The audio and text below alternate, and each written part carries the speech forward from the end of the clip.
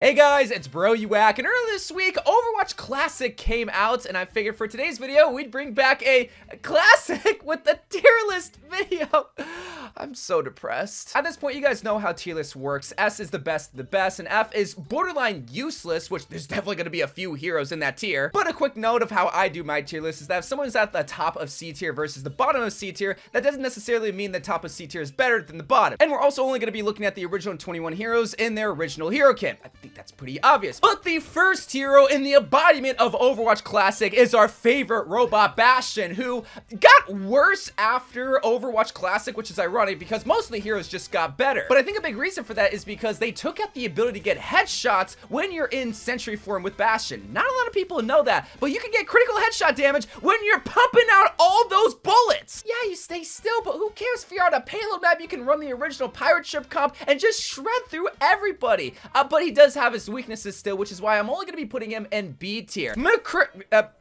Cassidy, is this really Overwatch Classic if they didn't bring back his own name? All jokes aside though, Cassidy is fantastic. A Tracer and a Genji is so fearful of this cowboy, all because of his flashbang. He can stop not only flankers, but so many tanks with this flash fan the hammer combo ability. The only downside to Cassidy and why he's not going to make it a S tier is because of his atrocious ultimate, but his ultimate has been atrocious for like 8 years at this point, so he's going straight into A tier because he can stop so many people with that flash fan the hammer combo. D.va is so bad. She's by far the worst tank in the game, there's no arguing that, but possibly the worst hero in the game? She's gonna have some fierce competition with somebody else that we mentioned later on in this video. Her hero kit is counterproductive. It works against D.va. D.va's a shotgun hero, so she has to get up close to the enemy. So what does she do? She flies to the enemy.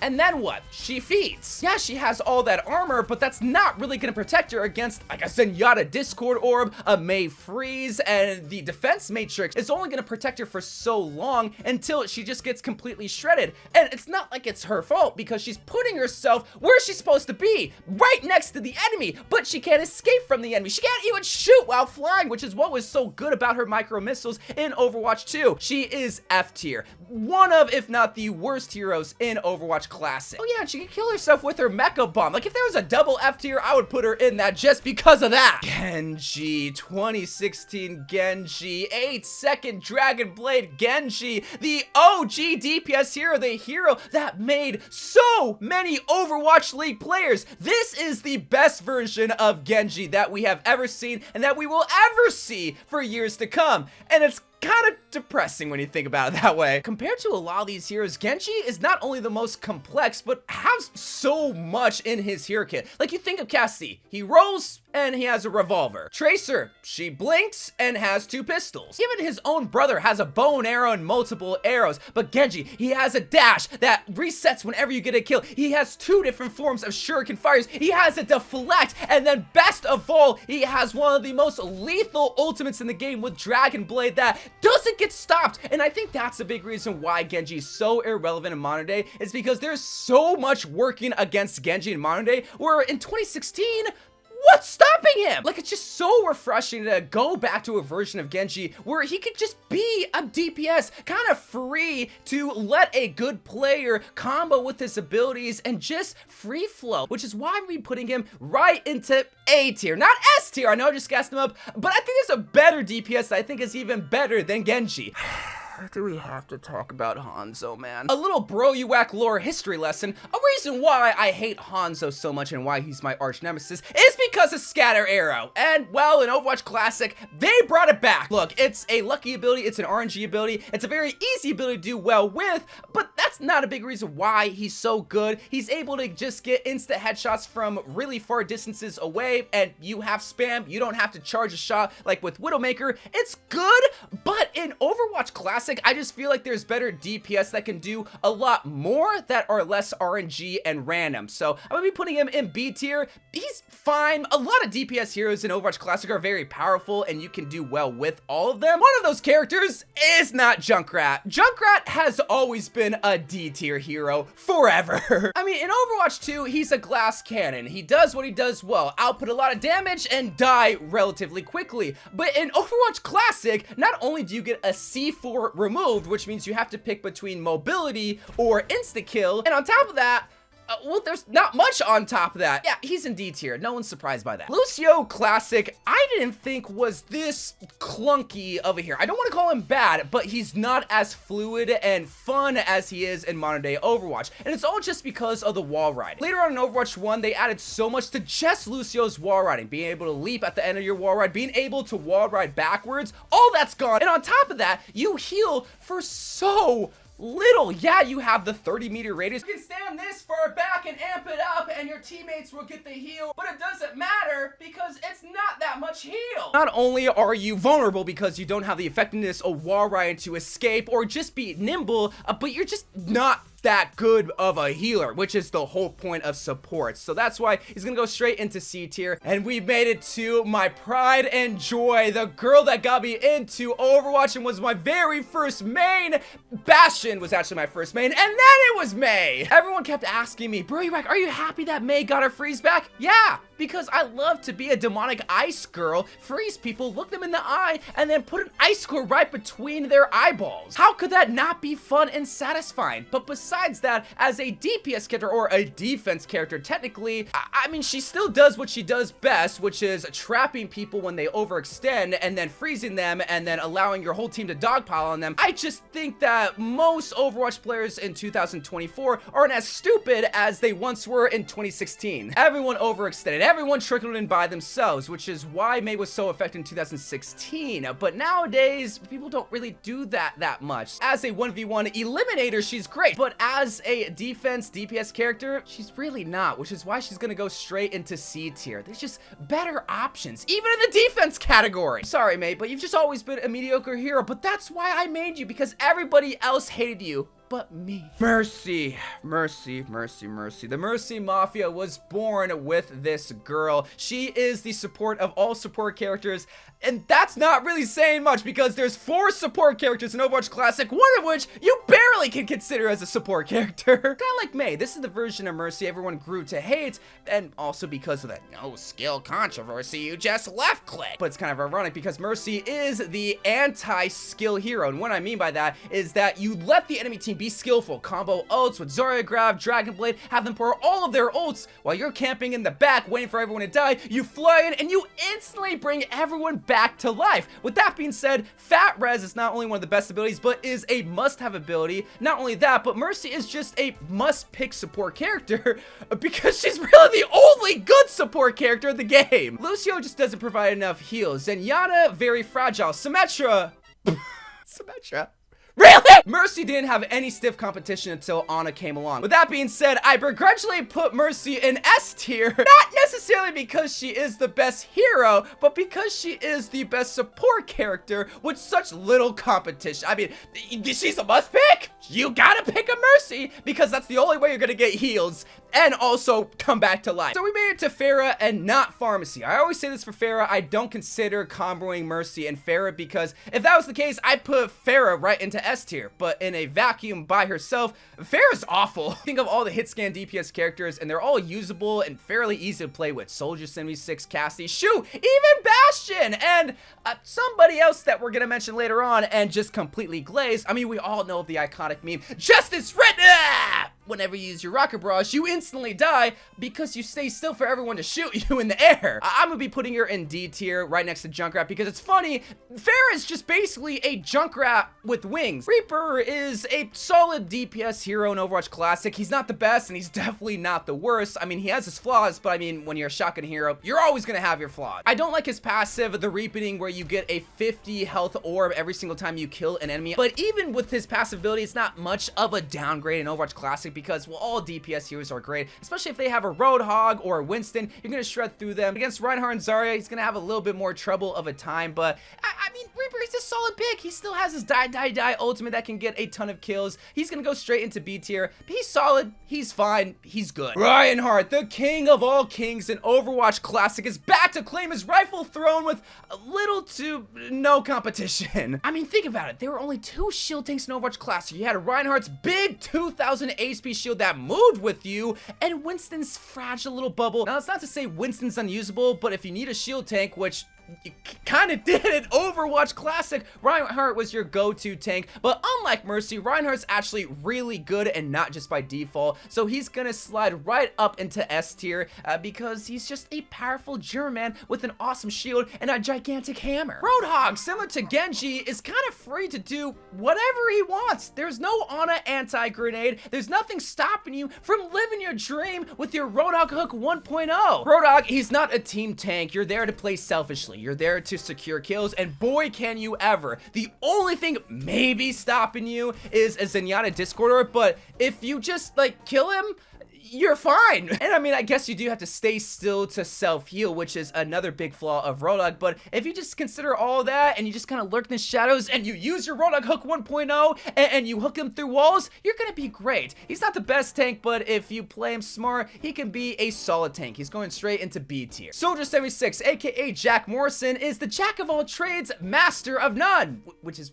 why he's named Jack Morrison. That's not why he's named Jack Morrison, but that's what I like to think. Slowly over time, Soldier76 has gotten a lot better with his predictable spray pattern, but in Overwatch Classic, you have Bloom. And what I mean by that is that the first couple of bullets that you shoot are gonna go straight, but if you continue to hold down the trigger with Soldier, the bullets are gonna be randomly going around his crosshair. As a medium to long range DPS character, you want predictable bullets and where they're gonna go. His saving grace is that he has attack visor that will just automatically lock to anyone because D.va's not gonna be eating it, because nobody's playing D.va in Overwatch Classic, so that's the reason why he's not atrocious, because he has a really good ultimate, but there's just more predictable and better DPS heroes for you to play, like Cassidy and Bastion. That's why I'm gonna slide right into C tier. He's fine, there's just better offense characters. Woohoo! We've gotten to the second to last support character in Overwatch Classic, Symmetra. Remember, she's a support character. Barely! What are the support elements of Symmetra? Well, you give your teammates 25 shield instantly, but then it goes away once it's shot at, so that's kind of useless. And you have a teleporter that can only teleport up to 6 people and can be destroyed. Her sentries are made out of paper mache, and her beam, well, the lasso can be fun against someone like a Genji, or that's really all that it's really good against. Symmetra is bad. There is nothing that Symmetra can provide for the team that no other support character can do, but also DPS hero. Whoever greenlit Symmetra to ship with the original build of Overwatch 1 was straight up smoking penis, and it's still taken 8 years to try to balance her, and it's still not working. She's still one of, if not the worst characters in the game to this day. She's gotten a lot better, but she's still struggling. She is definitely an F tier support character, but I would argue the worst hero in the game. The game being Overwatch Classic in 2024. Well, Torbjorn! Unironically, I feel like people have actually learned how to use Torbjorn properly. You, of course, have your armor packs. Get your armor here! How is a DPS character more supportive than a support character with Symmetra? You also have the turret, which I think in Overwatch Classic, people are a lot more fearful of because you can have multiple turrets, which can be rough, but as soon as they add hero limits, I don't think Torbjorn would be as powerful, but I don't think Torbjorn is as bad as he was in 2016. I think we've just learned his struggles and learned to cope with it and just use his strengths, which is being a long range, annoying turret humper with the hammer, of course. I also like the level 3 turret returning too, but that doesn't mean he's gonna end up high on the list, just right here in D tier. He still has his flaws, but not as bad as they were in 2016. Tracer, the cover art girl, the mascot, if you will, of Overwatch 1 is back, and here to claim her spot as one of the best DPS in the game. See, unlike Genji, I feel like Tracer's maintained a good reputation over the 8 years, but in Overwatch Classic, the damage and just the fall-off range is so much better, just allowing you to be a free Tracer. Everything I said about Genji and even Roadhog can be applied here. The only thing stopping you, which is very common, is a flashbang, but as long as you just stick the Cassidy or a Zenyatta, you should be good to terrorize the back line. Tracer's gonna go right into A tier, where she's most commonly seen. A very high skill cap hero that lends itself to someone that practice with their aim, but also map knowledge. Widowmaker. This is the hero that everyone is probably wondering where I was gonna rank on this list, because Widowmaker is broken in Overwatch Classic. You're able to get 150 damage from a 100% charged body shot. So that means you're able to insta-kill a Zenyatta, a baby D.va, even a Tracer. Even if you just get one body shot on someone like a Cassidy, you just gotta quickly charge it up to like, what, 20% and get a 90 body shots and you kill them. And you also charge your shots up a lot quicker and you're able to quick scope. Like, Widowmaker is like a cheat code. If you see two Widowmakers in Overwatch Classic, everyone's gonna be swapping Widowmaker. It's like a Rust 1v1 from Modern Warfare 2 now in Overwatch. But instead of just a 1v1, it's a 6v6 with nothing but Widowmakers. Just red lines all over the place. You don't know where you're getting shot at, but you know you're gonna get shot at. It's safe to say that Widowmaker is not only the best DPS character, but probably a must-pick hero. She is the best hero in the game, and I'm not just gonna be putting her in S tier. No, no, no. I'm gonna be giving her her own tier at the top of the list because she is the must-pick character and just a broken hero in general. But I think a theory as to why she is so broken is over time, we've just all have gotten better aim, so it's very easy to use an untraditional sniper like Widowmaker, someone that has to sit still, charge your shot, and then snipe. Well, we've just learned over time how to use that. Winston, funny enough, was only changed 4 total times in all of Overwatch 1, and one of those times was adding a health bar to his bubble, so really only 3 times Winston was changed. But one of those times was changing when his bubble cooldown actually activated. In Overwatch Classic, it activates after it's destroyed or after it's been used in its full entire time. And compared to a moving shield that is double the HP compared to his bubble, Winston is just not a favorable shield tank, but also even a counter to someone like a Genji that Zarya can easily take care of. He's a very forgettable tank, but he's not useless. He has a spot, unlike D.va, so that's why he's gonna be going straight into C tier. Zarya, I mean, what can I say that hasn't already been said before? She is the OG setup girl with a Dragon Blade, a Dragon Strike, a Reaper ult, a Tracer Bomb, shoot, even a D.va Bomb. Everybody can benefit from her grab. And the fact that you don't have a Cleanse Suzu, Immortality Field, or a Life Petal from Lifeweaver, all these things that counter her grab, makes it a successful combo ultimate, finally. And paired up with the duo of Reinhardt, Zarya is back and gonna be claiming the A tier of heroes. Zenyatta, a character that on paper seems like he's powerful, but when you actually play Overwatch Classic, he's not, and it's all thanks to Widowmaker. An important thing to know in Overwatch Classic is that Zenyatta has 150 HP. A fully charged body shot from Widowmaker instantly kills him, and the fact that he's slow and you can just farm Zenyatta's all day makes it so that if they have a Widowmaker, which they will, Zenyatta's borderline useless, but if you can survive behind a wall and throw a Discord Orb on the tank, that 50% extra boost is so good. But Widowmaker's gonna find you and shoot you, man, so that's why I think Zenyatta, like, on paper it seems good, but he's just a B tier hero. And especially with the slow Transcendence, it's just so awkward. But here is my Overwatch Classic tier list, and just a reminder, I'm not ranking within the tiers. Like, just because Bastion's above Zenyatta does not mean that Zenyatta is worse than Bastion and vice versa. But also note that Widowmaker is completely broken, which is why she's deserving of her own tier. Let me know who you think is the best. It's Widowmaker. We don't need to say that. Let me know who you think is the second best hero in Overwatch Classic. And until the next era of Overwatch Classic comes out, I love you guys. Thank you guys for watching Overwatch 1, 2 videos to come out. I love you guys, and bye.